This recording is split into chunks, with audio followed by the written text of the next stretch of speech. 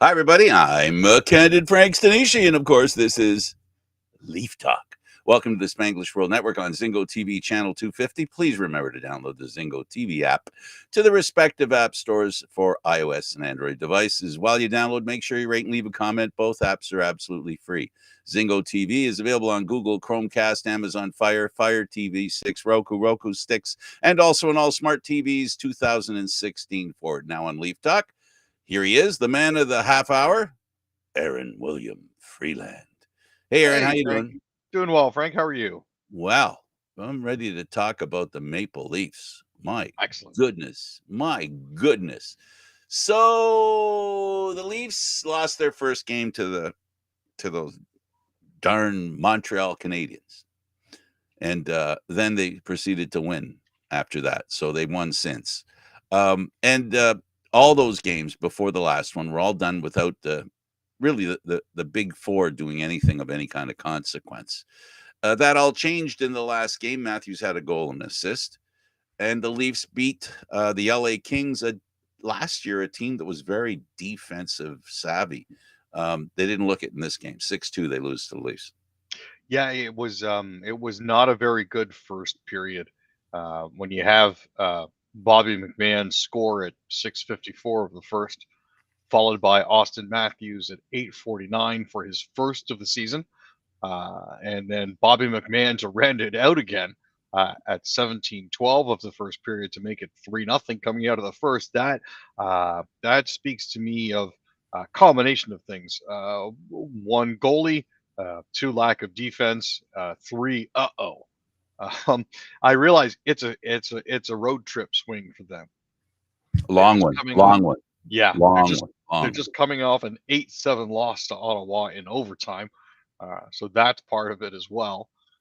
But in the second period, Morgan Riley of all people manages to sneak in from the point, and nobody picked him up. That made it 4-0. And William Really nice Nylander, tip. what's that? A really nice tip. Oh, it was a fantastic tip. And then Nylander scores his third of the season on the power play at 18:31 of the second period. And all of a sudden, after two periods, are looking down the barrel of a 5-0 lead. Um, Turcotte and Kevin Fiala came out and scored a 2:42 and 9:03 of the third period before John Tavares salted it away at 17:16 of the third with another power play goal. That was Mitch Marner's fourth assist and Austin Matthews' second assist of the game.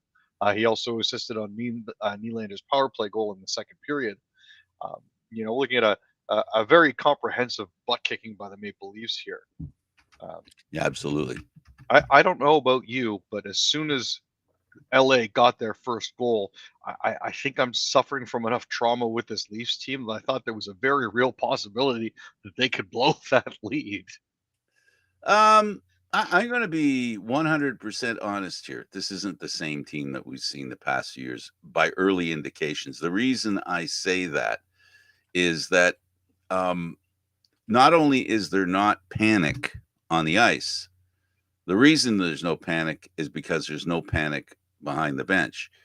And when I talk about panic, I'm talking about all of a sudden it's like coaching decisions get really bad. Instead, what happens with this coach, which I've noticed early in the season, when things start to go a little soon as things start to go a little bit sideways, he takes out his ratchet and starts ratcheting things. Yeah, I don't think he wastes any time trying to nip everything in the bud for sure. Um, Now, Keith got famous for taking timeouts when his team had leads to try to settle them down. And you guys are doing a good job. Just play it easy. Um, the timeout after the home team timeout after the 5-2 goal was anything but calm. It looked like Berube might have been trying to peel the paint or the stickers off the bench behind the players. It was a very fired up and motivational sort of thing. It So, appeared so. It definitely appeared so. and I think that's a big change. You're not seeing a hand holding and Ah, that sort of thing here. there we go. Berube's very much a sink or swim kind of coach. He's not a buddy guy. No, he's not your buddy. He's not your He's not pal. your He's not your friend. friend. He's not your friend. He doesn't come to you and go, look, I know you really don't want to hear this, but maybe you should try back checking a little. No, no, no, no. I'm not telling you how. Just, figure it out for yourself what back checking looks like, and you go ahead and do it. I want you to chase that guy. I want you to take the puck off him, and then I want you to knock him down on your way to the net.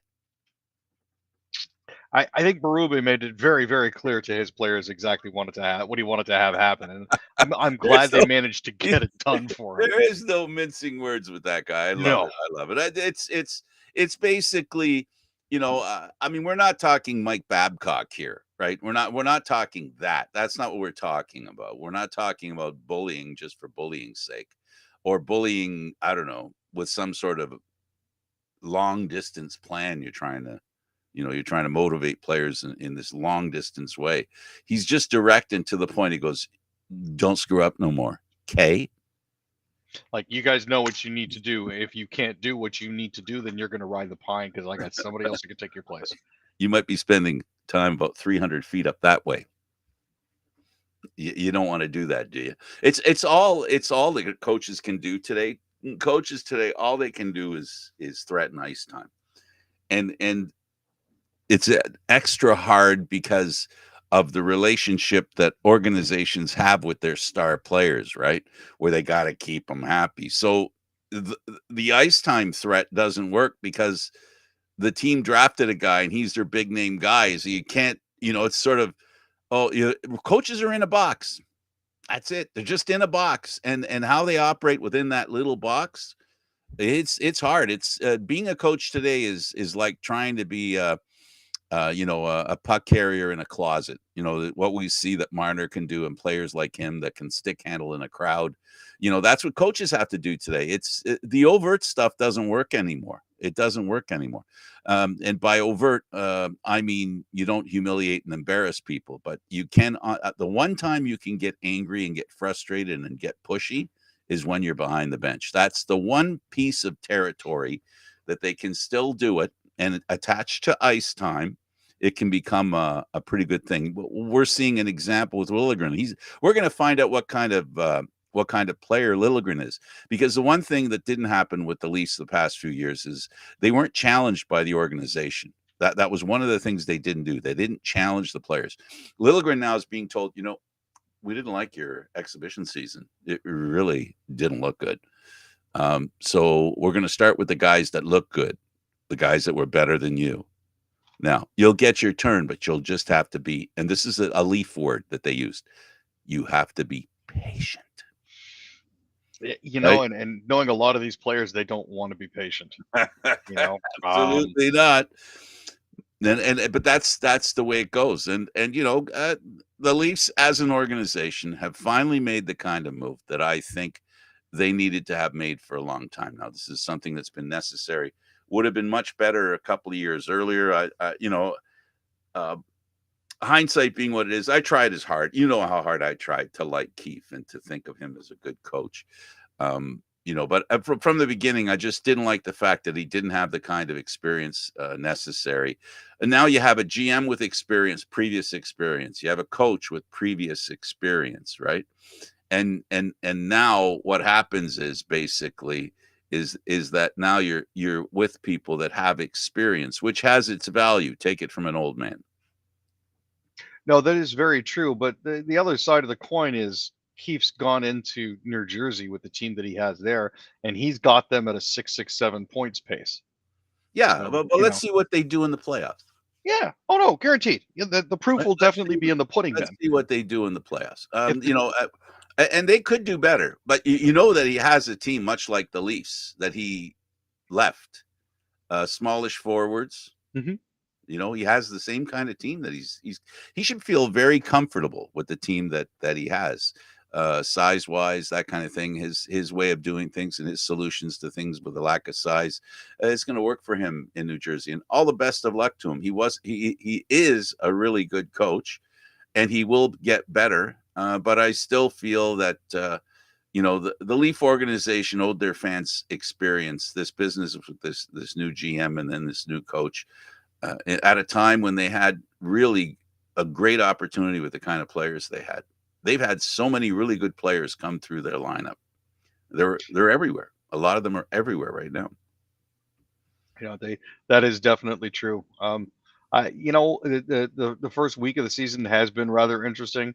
I like a lot of people were flapping their hands over losing 1-0 to Montreal after having a record number of shots in that game and helping their goalie set a record. I'm like, from what I saw during the preseason, and I saw 2 games this preseason, which is a rarity, they're not the same team. They're a very different team.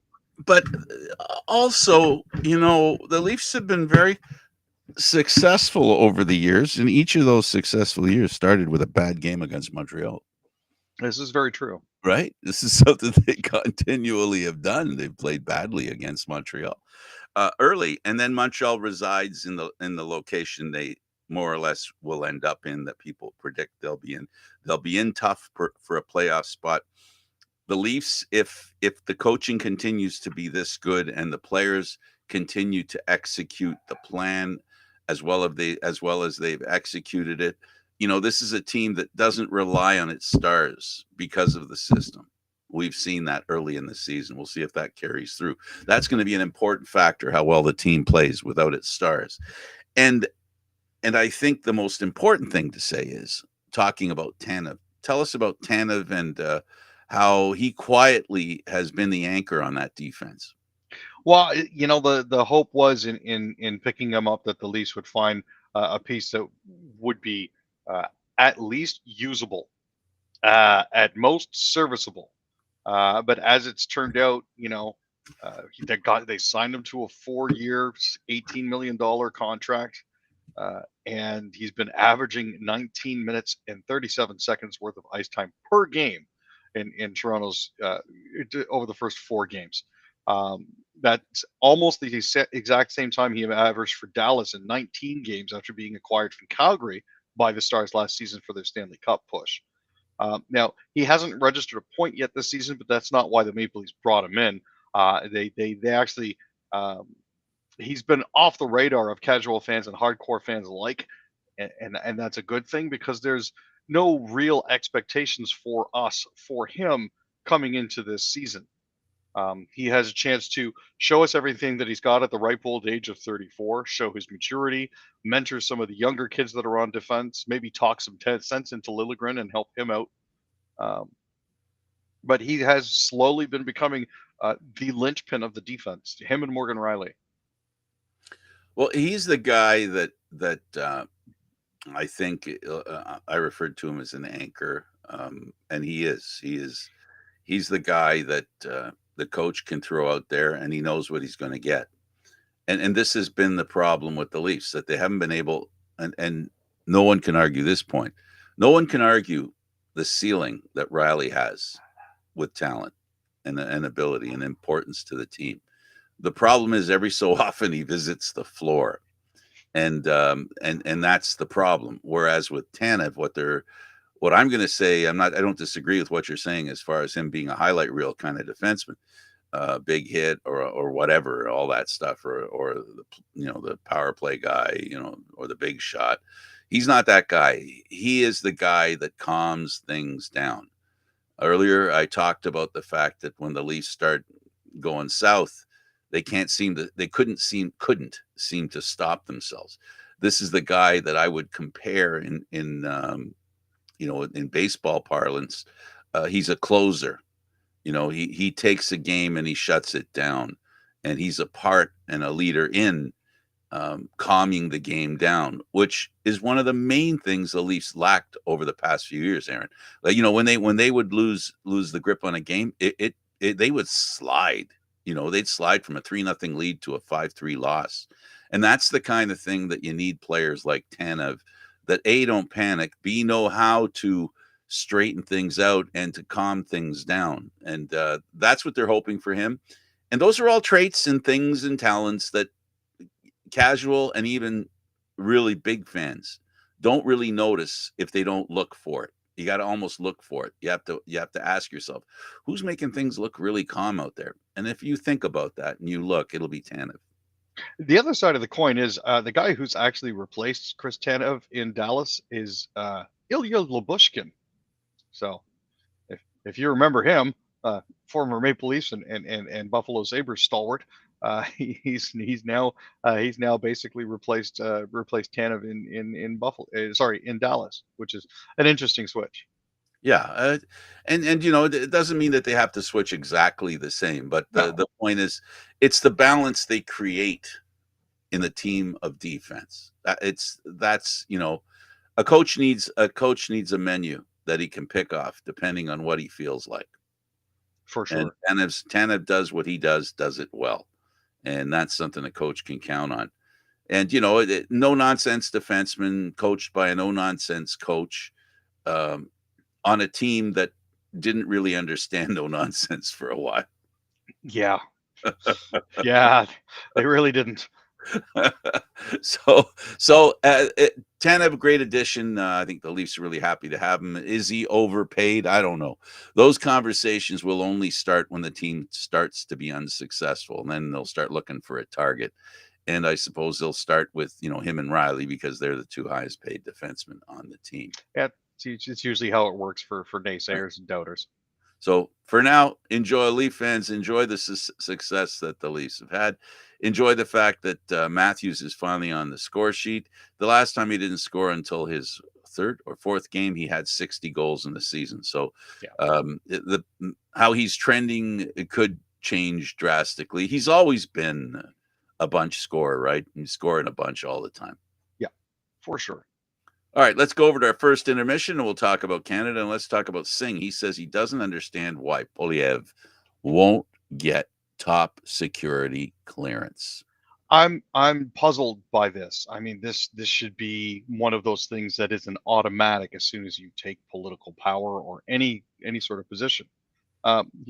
Getting a top security clearance so you can be briefed on the important things is very important. It's important for our leaders to be knowledgeable.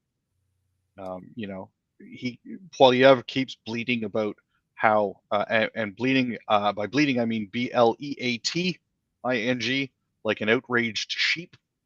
He keeps bleating about the fact that Justin Trudeau isn't releasing the names of the individuals in the foreign interference inquiry. If he had the clearance, he would already know. This is something that seems elementary to me. If I have the top security clearance and I'm asking for the Prime Minister to release information that's top secret, I don't need the Prime Minister to release the information. I can find my own targets within the Liberal Party if I've got that. It's not very smart political maneuvering on Poilievre's part, and it makes him look weak and it makes him look stupid. But it also makes, from the other angle, it makes it look like the Liberal Party's trying to keep stuff away from him, because this has to do with some of these suggested scurrilous people are actually conservatives. So that's why he wants to know. But we learned in the previous show that he isn't seeking clearance. No. Which is the first step in, once you're cleared, you can look at stuff. I don't understand why he's not at least entering into a conversation about clearance. Why isn't that I would understand that the first thing he says is, well, you guys are making clearance a little difficult. Make it easier. Here's why I think it's difficult. Nobody makes security clearance difficult but the member themselves. That's really as the long and the short of it. Well, we've learned from politics that sometimes politicians, and this is both sides, not just one side, sometimes politicians don't go for the solution because the problem is a better thing for them. And that sometimes. Like fixing the border, it's a lot easier to run on it if you don't fix the problem. Well, if fixing it means that the other side gets credit and you don't, I mean that's an easy C. If you're not cemented or siloed into a one one side of that debate. Yeah. So, if you're looking for a problem to talk about, there's lots. If you're looking for solutions, there's lots of those too. But sometimes the solutions don't garner as much attention and or political advantage. So sometimes this is the case. I don't know why he fails to get clearance. There's been no talk, as far as I know, Aaron, what he lacks.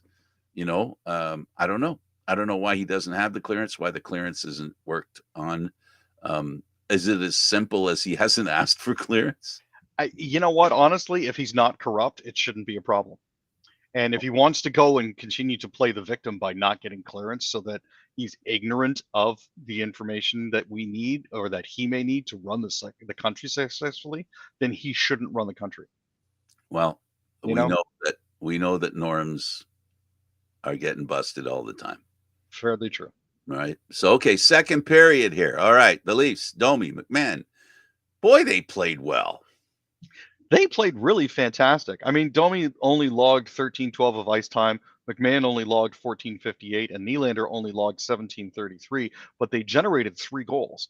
Like, this is one of those lines where it's like, there's a lot of throughput for this sort of thing, which is absolutely fantastic.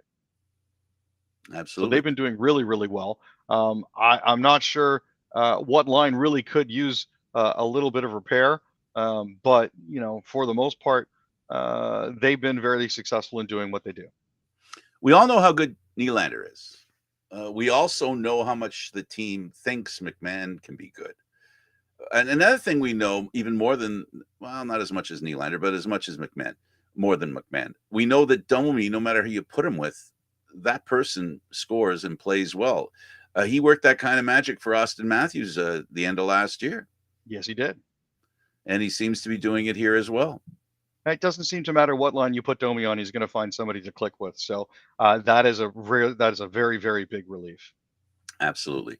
Let's go over to Tavares, and apparently he's promoting some magic amulet that blocks Wi-Fi. First, what does that really mean? Blocking Wi-Fi? What? I'm not sure. He could be part of that group that believes that 5G causes cancer. There's that. There's also the belief that Wi-Fi can interfere with your body's circadian rhythms. So that's another part of it there. But apparently John Tavares and Russell Brand are selling the same sort of amulet that blocks Wi-Fi and that blocks and helps, with healing powers.